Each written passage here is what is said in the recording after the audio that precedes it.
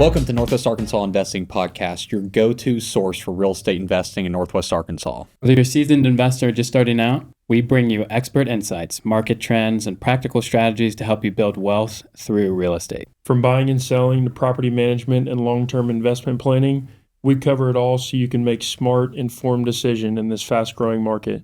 Let's dive in. Welcome back to Northwest Arkansas Investing Podcast. I've got Mr. Brian Wagers, co-host here, and I've got Mr. Clinton Bennett here with us. Clinton, we're appreciative that you spent your time with us, and we're super grateful for just your knowledge and kind of what we're going to get into. So, well, I'm honored that you guys would have me here. Appreciate you having me on and look forward to the visit. Absolutely. So Clinton's got a wealth of knowledge in the commercial real estate space. I think he's just finished up a merger also that we'll get into a little bit with Focus Commercial Real Estate. And so Clinton, we'd love to just kind of get a little bit into, in this episode, get a little bit of your background, commercial real estate career, the merger that you guys did, and just get to know you a little bit. And then next episode, we'd love to kind of get a little bit more into the market, kind of what you're seeing and all that good stuff. So for those who don't know you, not in the market, not around the area, would love to just get a 30,000-foot view of you, how you got started, how'd you land in commercial real estate here? Sure. Yeah, happy to get into that. And if you need any more detail or if anything piques your interest, just let me know and I'll elaborate. But I'm an Arkansas guy. I grew up in northeast Arkansas, a little town called Pocahontas, which is, for people unfamiliar, it's kind of over near Jonesboro. Lived there my entire life, graduated from high school, and went to college at the University of Arkansas and got an ag business degree in the early 90s. And moved back to northeast Arkansas to farm. I grew up in a rice farming business, rice farming family. We grew rice and corn and soybeans. And so I moved home to farm and farmed for about 6 years. And as I kind of was settling into the farming business, I just was kind of recognizing that maybe wasn't where I wanted to spend the rest of my career. There were some elements in that business that I loved and miss, to this day, but I think I just always had a little bit of an entrepreneurial drive and wanted, particularly at that age, in the 20s, you just kind of want to be where there's more action going on. Mm-hmm. So I moved home to farm, did that for 6 years. And when I decided I was going to kind of change courses, it's funny, I've listened to you guys talk a little bit, and a lot of other people are having this debate about the value of college versus, not going to college. I would be happy to support either side of that argument. I think they both make sense. But for me, I didn't enjoy undergrad that much, but I really had a lot of respect for the university and for a degree and some of the professors there. Mm-hmm. And I felt like I was too immature to be in college and undergrad. But then when I was looking at going back into really doing a major career shift, because for all my life I thought I was going to be a farmer, and then it was like, okay, wait, I'm not. Like, how do I get prepared to enter a different path? And really didn't know what that path would be. I thought it would likely be something to do with commodity trading, because from the rice background we had some involvement in commodity trading, so I had some familiarity with that and interest in that. And so the commodities are a big part of the ag space, as is real estate. And so, as I was transitioning, I was like, man, I think I ought to go to graduate school to kind of hone my skills before I go out to try to figure out where I'm going to chart my next course. So the University of Arkansas, that was early 2000s. They had just kind of revamped. The Waltons had donated a lot of money at that point in time, as they have a number of times. And I shouldn't say just the Waltons, but they'd had a major capital campaign. And the business school had kind of gone through a transition and an update where they had the new Sam M. Walton School of Business and a new MBA program. So I moved back in 2003 and started in the MBA program, really without any certainty about what I was going to do. And that program was an 18-month program. So I was, living in Fayetteville, 2003, 2004, graduated in 2004. As I was going through that path, just looking around and trying to think about what the right path was going to be for me, post-graduation, you could sense then that something really unique was happening in Northwest Arkansas. I mean, that was 2004, and, I really wanted to be focused on commercial real estate. I don't know that there was a big strategy behind that other than I just was like, I think the deals are going to be bigger. Yeah. I think that the emotions will be less of a factor in it. And so it was like, that kind of caught my interest. But then, so the commercial wasn't just booming. There was certainly some growth, but then, man, 04, 05, 06, 07, at those times, the residential was going crazy, but commercial a little less so. But regardless, there was a lot of, it's like the real estate industry's kind of gone through this evolution where I think prior to the early 2000s, and maybe particularly up here, people didn't think about real estate as a career path or an investment opportunity to the extent they do now. And I think, it's wild now. A lot of people think that way, but I think, even 04, more and more people were thinking that way. So there was just this energy and kind of like sexiness to the industry and kind of excitement about what was happening in Northwest Arkansas. And so as I was kind of finishing up, I was like, man, I think this is a good path for me. How do I get into that business? And, one of the things, it's funny on this, college, no college debate, one of the real values I think of college is the network you build. Mm-hmm. And I didn't realize, so going into the 90s, I met so many people in Northwest Arkansas. So then I was finishing graduate school in the early 2000s. I had a really powerful network of people that I think had primarily come from undergrad and people that stuck around. I was a pretty social guy. So, as I was graduating, I was seeing friends and people that I knew had been successful in the real estate business, and we're just started asking them. And I can't recall the exact conversation, but I had a friend who was having some success in the real estate space, and he's like, man, you need to talk to David Dallas. Like, he's a really intelligent guy, he's a really good guy, nice guy, and he's got a resume of experience that is kind of unique in Northwest Arkansas. David he'd worked at Walmart, so the Walmart real estate department. He had an appraisal license, and there are layers to or degrees of commercial or of appraisal licenses. I don't know what they all are, but he had not really the entry level appraisal license. He was in a commercial appraisal, had some good experience. He'd worked at Walmart real estate department, left Walmart, moved to Dallas, and worked for a stint with Gap, which in the late 90s, early 2000s, Gap was a big deal. Mm-hmm. He worked for Banana Republic for a while. So he had a really kind of cool real estate story and set of experiences. And he was growing a commercial residential firm locally that back in the early 2000s, mid 2000s was getting a lot of attention. It was really active. The firm, that is, was called Dallas Real Estate.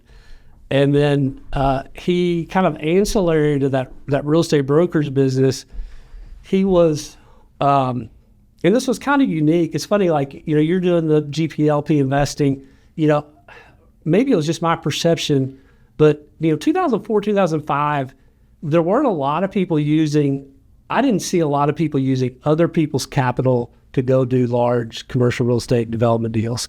And David had the intelligence or the foresight or whatever, or the relationships, I guess all that stuff. He had aligned with, I don't know the technical terms, their partners, or he had aligned with a group that had access to quite a bit of capital, quite a bit of real estate development know-how.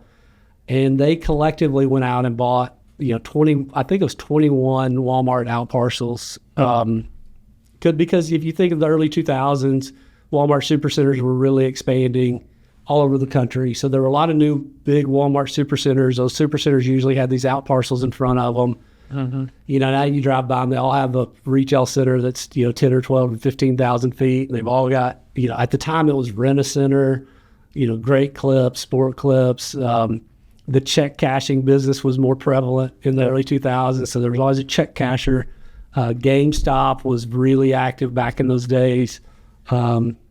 The cell phone users, the AT&Ts and Verizons. So my first job out of graduate school was with David. He hired me, and I had my real estate license. So I was trying to build a local commercial real estate brokerage business, helping him. But that was my primary role was to try to lease these shopping centers. So they were developing. And this was across the country? Across the country. Yeah. Yeah. There was one in California, one in South Dakota, one in Colorado. They were kind of spread all over. But, you can take a aerial of a Walmart Supercenter and the outparcels. They don't all look the same, but they all look pretty close to the same. Yeah. So, I had some of those centers that I helped with leasing that I never saw. Like, really, you needed to see the site plan, you needed to see the demographics around it, and then you needed to have the contact at, AT&T or Rent-A-Center or wherever and be like, hey, John Doe at Rent-A-Center, I've got a spot for you in California that I think would be a great fit. And he's like, well, send it to me. I don't have a location. So I don't want to make it sound easy because there was a lot of relationship building and there was a lot of work that went into it.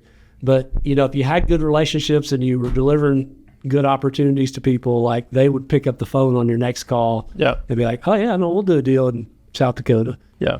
So that was really, for years. So that was initially in my career, that was where I spent a lot of time was leasing those shopping centers. And then I was doing some local commercial real estate brokers, but more shopping center leasing. And then over the years, that kind of flip-flopped to where, we kind of leased up the shopping centers and I was more engaged with local commercial real estate brokerage. Gotcha. So it sounds like your first real glimpse into real estate was your friend introducing you to David Dallas. Is that his name you said? That's right. So, and then that rolled you kind of into the opportunity because you weren't necessarily thinking about it through undergrad or grad school.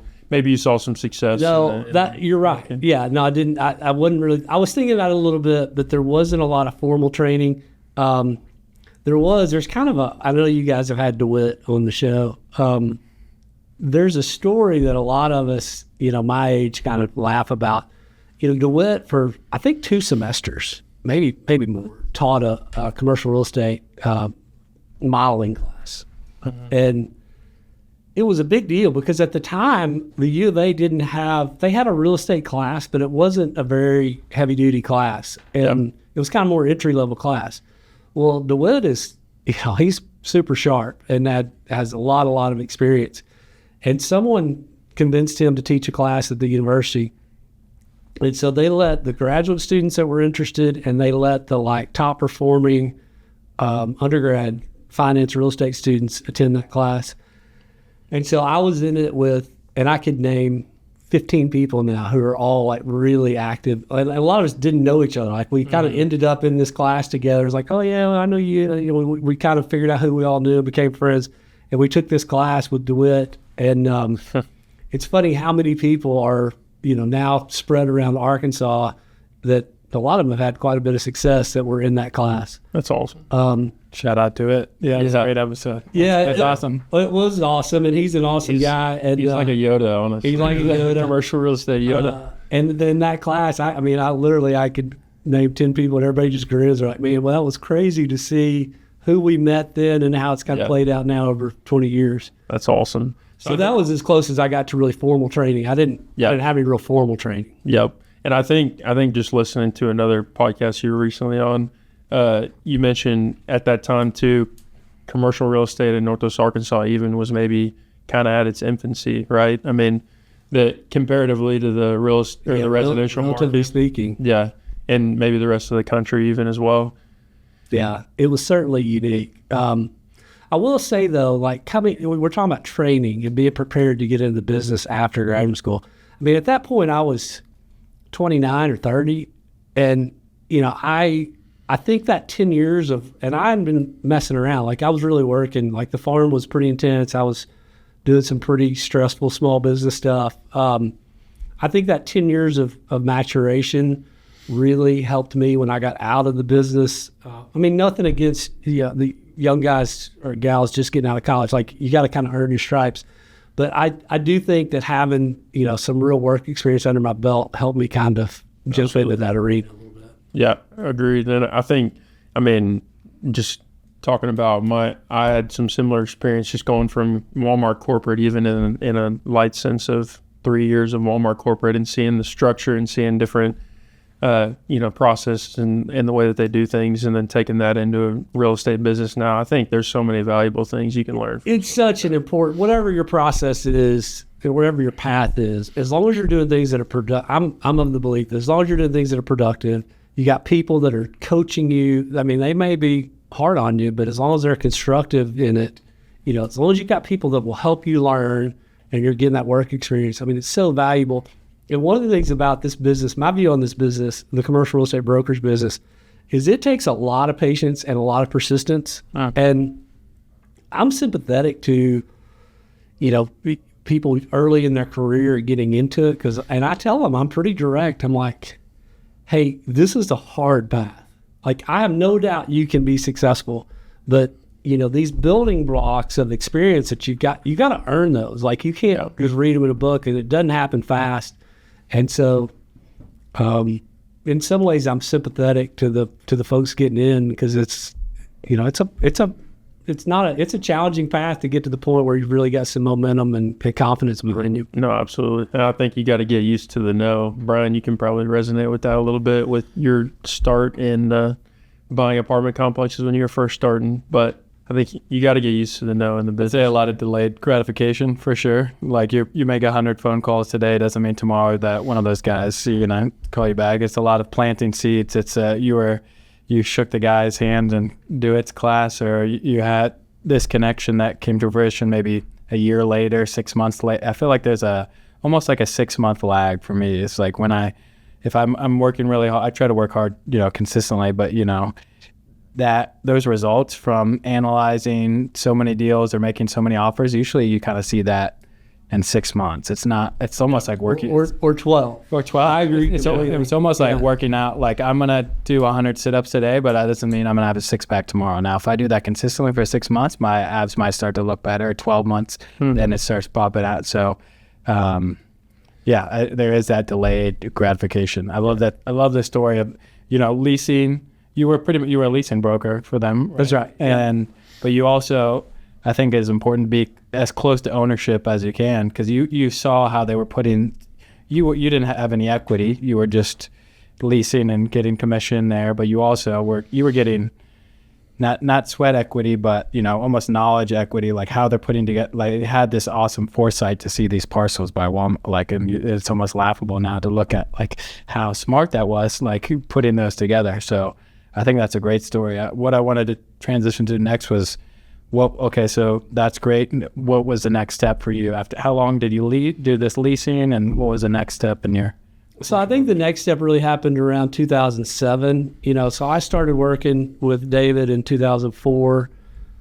Great 3-year run. There were no real problems there. It was just, his that shopping center initiative was kind of winding down.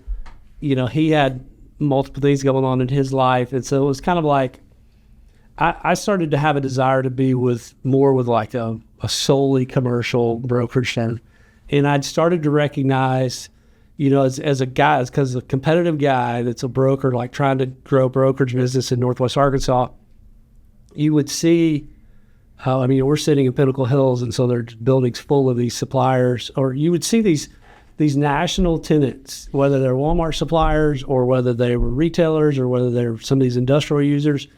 Because at that stage, you kind of had to do everything. You were kind of a generalist. Like, I only did commercial real estate, but you had to kind of be somewhat versed in everything, because you just never knew what opportunities would come up. And the market was small enough that you could kind of do a pretty good job with all of them. Like, you could stay up to speed on where the market trends were. I don't think you can really do that now. I think each property segment is so robust that it's like you better pick one, maybe two, and focus on that. Yeah. At least to start, for sure. Yeah. There's just so much information, and there's so many deals, and it's hard to. You better have your focus somewhere direct. I didn't say that very well, but pick a niche. Yeah, pick a niche. So I kind of was seeing that, like, I wanted to be more involved with these national tenants. If you try to call with them, they're like, you're who from where? Like, they didn't recognize local firms. And so it just kind of dawned on me. It's like, hey, we need some more, like, I would like to be affiliated with a true national commercial real estate brokerage firm. And at the time, Paul Esther, is kind of coincidental. Like, I can't even remember exactly how the conversation came together, but Paul Esther Bo Barrett, a guy named Randy Lawson, and Bo's wife Courtney, they had the idea. I wanted to get Fletcher Hansen out of North Little Rock. He and Paul were partners. They had the idea, same idea. It's like we need a commercial brand for our brokerage company. And so they had gone out and secured the rights to open a Grubb & Ellis franchise. And at the time, Grubb & Ellis was, one of the top 5 commercial real estate companies in the really, I guess, the world. It's now called Newmark. It went through evolution in the Great Recession. But so they had the rights to this flag for this new commercial brokerage company. And Paul called and he was like, "Hey, we're going to open this thing, and if you'd like to partner, I got a lot of respect for the brokerage work that you're doing. Like, I think it'd be a good fit." It's I've got some funny stories around that too. But so we met, talked about the idea, ultimately said, "Yeah, let's do it." So I partnered with those guys in 2007 and transitioned from Dallas Real Estate to Grubb & Ellis. And that was great. I mean, pretty quickly after that, we picked up the leasing and management of Bentonville Plaza. Our office was in downtown Bentonville. I don't feel like an idiot because I wasn't buying property in downtown Bentonville. But it was great for me because I lived in Fayetteville. I would drive to downtown Bentonville, which I didn't mind. My wife commuted for a while. She didn't love the commute. I didn't mind it. I like listening to the radio or talking to the phone or whatever. It was kind of a unwind. And I really liked being connected I understood what was happening in downtown Bentonville and understood what was happening in Fayetteville, and pretty good in between as well. Mm-hmm. But I feel like, and I've said this to other brokers, I feel like if you live south and commute north, or if you live north and commute south, it's pretty powerful for your market knowledge to stay connected with what's happening in the communities. I think we still have a market that is, and this is something I've admired from you for a long time, is I think there's importance in being niche in the type of real estate, and then kind of what you've pioneered there, I think, in Northwest Arkansas. But like you said, I think our area is still small enough to where you can do the whole area, the whole region, and do it at a really high level. But again, I think that niche that you're talking about, and I've talked to plenty of other commercial brokers that are like, "Oh yeah, you can, we can sell retail, or we can sell warehouse, or we can do it all, and be an expert." And I don't know if that's the case. Like you mentioned it. I mean, I don't think either of us are totally right or totally wrong. Right. Yeah. There's certainly a way to do it. I think some of my view comes from maybe just like insecurity. Like I do not want to disappoint my clients, and I do not want to be surprised by information that I should have known that I didn't know. And I'm just thinking about you with your apartment business. If you're in the apartments every day, Class B, whatever you're like, I don't know how you describe exactly what you do, but if you're looking at, markets the size of, Kansas City and Tulsa and Oklahoma City, like I think you are, and you're looking at Class B apartments that are 200 units, like, the metrics. Like, you don't have to go check your notes. Like, what they should be. If you spot something that isn't right, it catches your eye pretty quickly, and you're like, we need to dig a little deeper on this. Like, I'm repeating myself, you're not checking your notes. Like, you know what you're doing. And that's where I think my drive to be specialized comes from. It's like, I want to know this well enough that, like, I'm not reading this stuff in the newspaper. Like, we're telling the newspaper why this deal went down at the price that it went down. Yeah. And I do think that comes from like an insecurity. The fees in commercial real estate are big. And I think when I got into it, there was a part of me that was kind of self-conscious being at the closing table, and somebody just spent a bunch of money and you're walking out with a check that's got 6 figures on it. Like, I wanted to make damn sure that I created enough value in that transaction where I could look at them and be like, hell yeah, I earned that. Like, yeah. Cause people will do it. Some poking fun and some not, that are like, damn, that's a lot of money, Clinton. It's like, well, yeah, it is. But I want you to view me then that I've saved you, engaging me to make you way more than what I made. No, absolutely. I think that's great. A lot of value to be had there. I mean, I think more importantly, promptness and convictions about, your knowledge of certain products and things like that just gives that confidence right to the client. And again, helps them make more money, helps them not have any liability on the back end. I mean, there's a number of things, I think, where that value comes into play that again, you're just with the convictions of knowing the product. I mean, Brian, we could probably name an area in Northwest Arkansas and in a class of apartments, and you can tell us what the average rents are. And, I could look at a certain area of residential and say, yeah, we could probably get this there, and just have convictions about those things.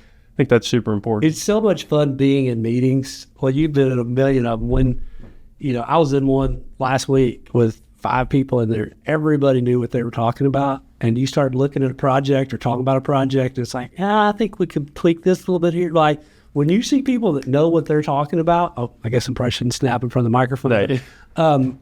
When you see people that really know what they're talking about in a group of them, you walk out of that meeting going, if we landed on an idea that this project's worth $6 million or whatever, like, I got a lot of confidence it's worth $6 million.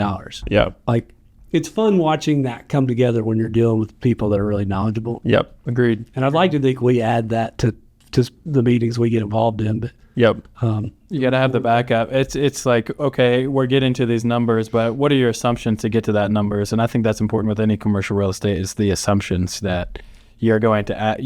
Every project you're adding value. And to your point, but how are you? What are you assuming that value is coming from? Where are you getting to that? So to your point of knowing, I can point to apartment A, B, and C that I know the rents there. They might be marketed this, but I know the leasing, they have this amount of concessions. It may look like that. Or, yeah, the newspaper said it sold for this, but I saw how many offers were made on this before I got to the paper. The word on the street is faster, if you're transacting and you're making offers and you're leasing and you're actually in the game, you can get a lot more data that way, and it helps when you're in that niche. Yeah, you might see it in the paper, but there might have been a $500,000 credit or something. Yeah, that too. Yeah. But it's fun when you earn. You have to earn that experience, and it's like it's fun when you kind of can look at those deals and go, and your assumptions you're talking about, you've got confidence in them, and it's an art and a science. Like the data's great, but it's also this layer of experience that comes into play where you're like, we've got the data and we've got the gut feel of how this is probably going to play out. Yeah, absolutely. Just as we wrap up this first episode, I'd love to kind of finish off hearing more about, how you got to starting Clinton commercial or Bennett, excuse me. Yeah. Bennett commercial real estate. And then now obviously there's a merger. Listeners, if you're listening to this, you could probably look it up, but the merger recently with Focus. Tell us what led you to get into doing your own thing. Sure. And now, obviously, that merger. Yeah, so I worked with the group I talked about earlier at Grubb & Ellis that was transitioning to Newmark. What I recognized in that time of being affiliated kind of with a national brand is, at the time, Grubb & Ellis was like number 4 in the country. CBRE was the biggest one. Like they're number 1 by a long shot. As far as international, as far as kind of corporate accounts and Fortune 500 companies they service.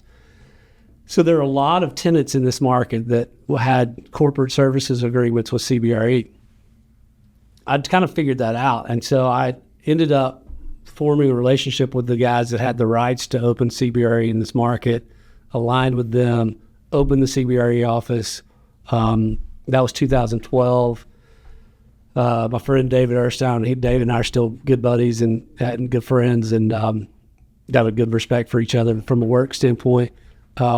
He came over just almost immediately after we opened the office. So he and I really ran the office for, almost a decade. And then it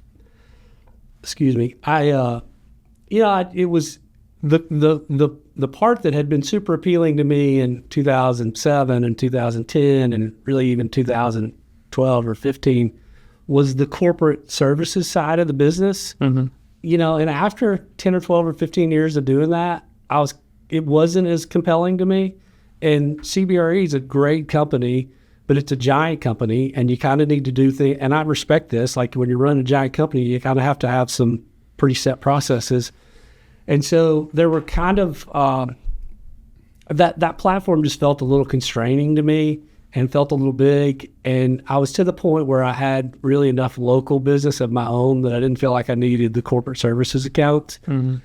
So in 2020, I for no particular reason, I just kind of was ready to make a change and try to chart my own course a little bit. Opened Bennett Commercial Real Estate, that without a real grand strategy for how to grow that. But, as you were talking about the benefit, you do the work today and you see the benefit 6 months later.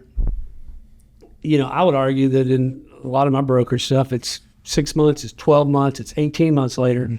So when I left and was transitioning from CBRE to Bennett Commercial Real Estate, there was this just kind of flywheel of leads and activity that, just kept showing up from 3 months later, 6 months. So the deals just kind of kept coming in, and clients were like, hey, Clinton, we don't care what company you're with, like, we'll use you. So the business just kind of organically grew. And so we did that over the last 5 years. It's been great. The company was growing. The rose-colored glasses views, everything's great. For me, I'm 51 with a couple teenagers, and I just to be a great commercial real estate broker, you have to run at a pace that is pretty nonstop. And so to combine being a really great broker and trying to be a really great business owner, it was like, man, this is a lot, and I enjoy it, and it's going well, but like, I don't really want to work this hard. Yeah. Like, I don't mind working, but like, I'm trying to be strategic about how I spend my time and not feel bad if I'm, my son's a golfer. I like trying to take him to golf tournaments. My daughter's into volleyball. I didn't want to feel like I needed to be responsive to people all the time. So the idea of the merger, there are a lot of layers to this, but the idea of the merger is I really like the guys I've partnered with. There was not a lot of overlap in our companies. Like everybody, as we bolted together, everybody was kind of complementary instead of trying to play in the same lanes. And it got us some scale a little more quickly than I was going to be able to grow it on my own. They have a property management division that I really didn't want to go build. Yeah.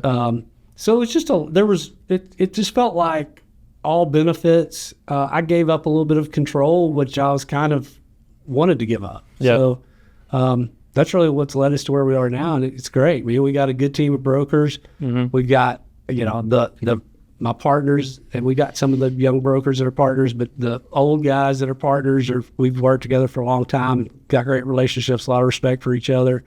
And it's a competitive business, but I'm pretty abundance theory minded. I just think the opportunity in Northwest Arkansas, like, we don't have to go beat any of our competition to be successful. There's enough opportunity out here for everybody. And I think this market's just going to keep growing. And what we're trying to do is get positioned to where we've got a team that operates with some urgency, that's like really focused on creating value for clients, that really knows the market, where, if somebody comes in from out of town and says, tell me about Northwest Arkansas, if they want to buy an office or a retail building or a industrial building or whatever, like, I want to be able to sit somebody at the table and say, we can tell you everything you need to know about that part of the market. Yeah, absolutely. I think that's super strong. It sounds like the company that y'all merged with had similar values, I assume. Yes. Yeah. We need to have Ramsey Ball on the podcast series. Got some experience. Ramsey's fantastic. Going back to my 2004, 2005 years, one of the first, really the first big commercial real estate deal, brokerage deal I did. I was doing this shopping center leasing, but I had the opportunity to sell Cottonwood subdivision. And, for those of you that may not know where Cottonwood is, in Bentonville, Bentonville High School is on J Street on the east side of the road. Cottonwood Village is on the west side of the road. There's some Walmart. They've built some industrial. It's built out now, but there's some industrial buildings that Walmart occupies. And it was a big transaction for me. I think it was like $6 or $7 million in 2005, which to me was all the money in the world. Commission-wise. And Ramsey, I represented the people selling it. Ramsey represented the people buying it. And he was with Colliers I don't even think they were called Colliers. Maybe they were. But he was with Colliers at the time. And so we were doing this deal. I was really green and inexperienced. But I was decent, but still pretty inexperienced. And as we were going through it, he was kind of coaching me on some things. And I was like, man, that's really nice of you, like, because we're technically competitors, and you could have made me look a little silly on a couple of these things, and like, but you didn't. You've really been helpful to me. And he's like, look, man, other brokers will be your best clients through the years. He's like, besides just being a good person, like, just be friendly, try to help people out, like build great rapport with other brokers. And he goes, that'll pay off through your career. And man, it has. And yeah, that's in a snapshot. That's kind of all these guys I've partnered with. They approach life and business that way. It's like, we don't have to go beat somebody to have a happy career and a good job. Ramsey also, he has this saying about being the white hat, the old Westerns back in the day, the good guys wore the white hat cowboy hats and the bad guys wore the black cowboy hats. He's like, so we want to be the white hat cowboys when we come to town. I love it.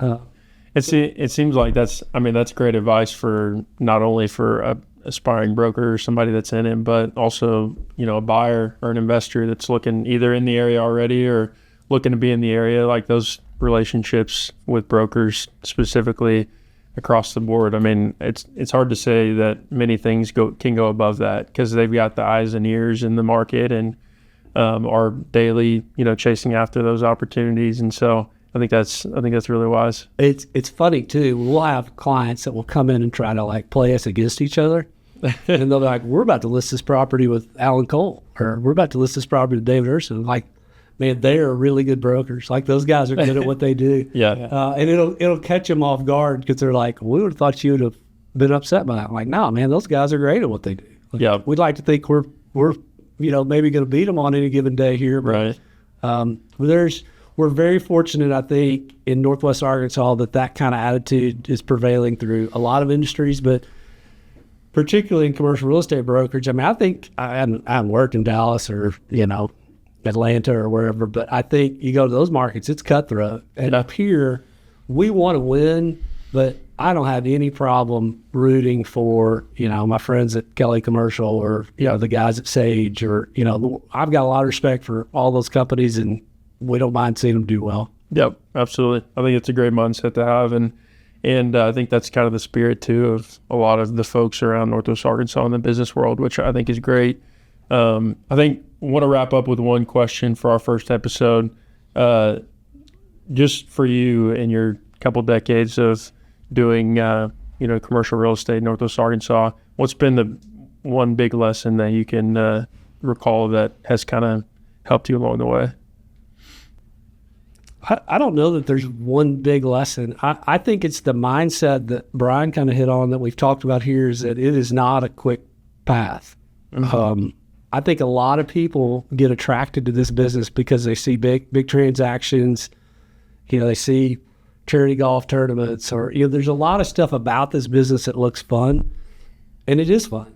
But at the end of the day, there's a lot of just blocking and tackling and persistence and a lot of rejection and a lot of things not going the way you want it to go, and just laying groundwork to be successful later. So I don't know if that's really responding to your question the right way, but I think it's like a persistence, delayed gratification, confidence. There's no way to know what you're doing is perfect, but you need to get a business strategy and stick with it and let it play out before you lose patience and shift gears. Love that. Yeah, I think just wrapping up episode 1, I mean, we really just wanted to get to know you more, get to know kind of your business and some things that you value and kind of how y'all stand out with kind of the niche avenues that you take to the business as a whole. And so listeners, I would not hesitate to reach out to Clinton and his team and his company.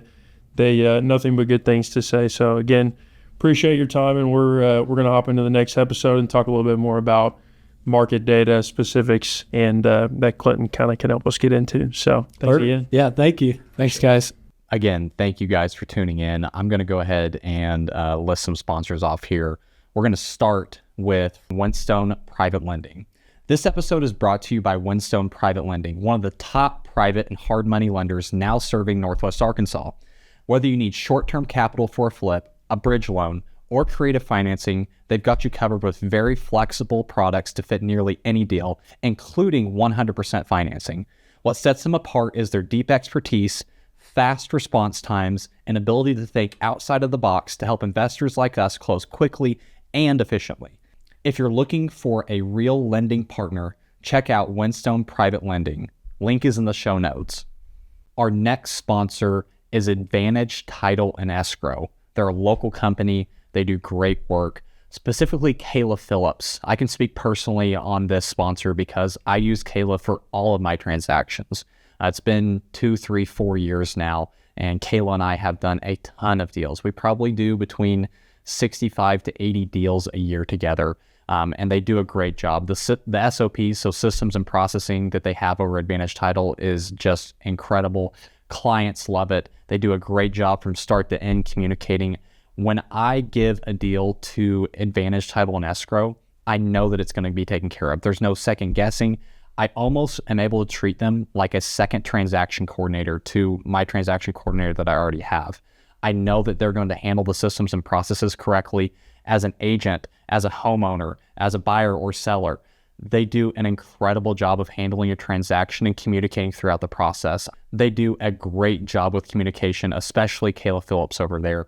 I would highly encourage you, if you're looking to close on a home, buy a home, if you're an agent listening, to use Advantage Title and Escrow, specifically Kayla Phillips. So you're going to reach Kayla best at 501-358-1601, or you can email her, Kayla, Cayla, at goadvantagetitle.com. Advantage is ADVANTAGE title.com.